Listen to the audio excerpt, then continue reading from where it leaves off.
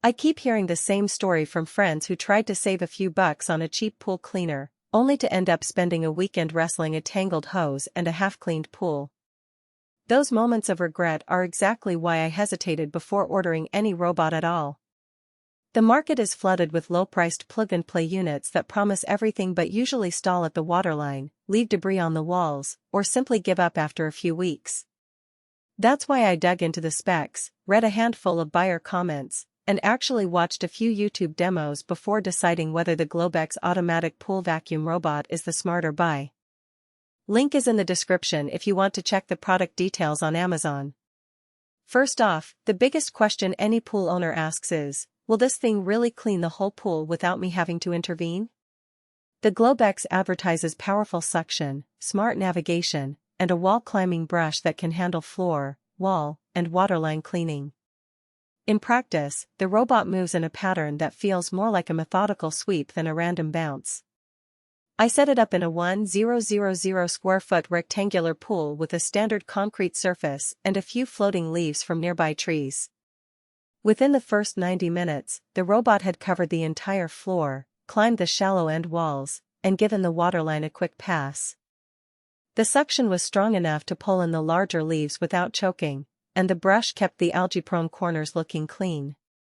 One of the hidden trade-offs of a smart robot is how it decides where to go.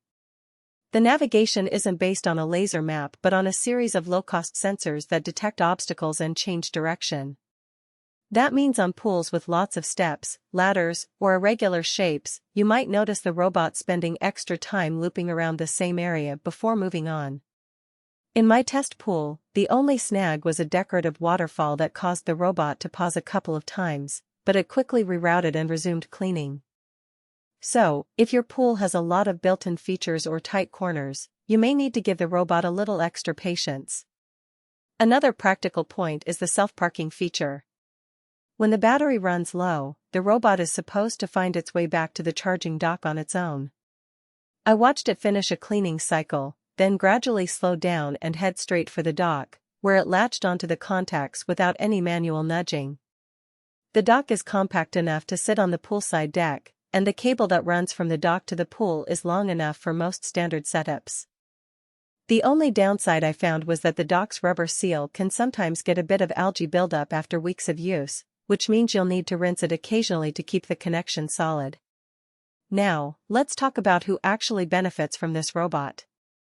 If you're a homeowner with a medium-sized in-ground pool that you use regularly, and you'd rather spend an hour a week on the pool deck than an hour a day pulling a hose, the Globex is a solid fit.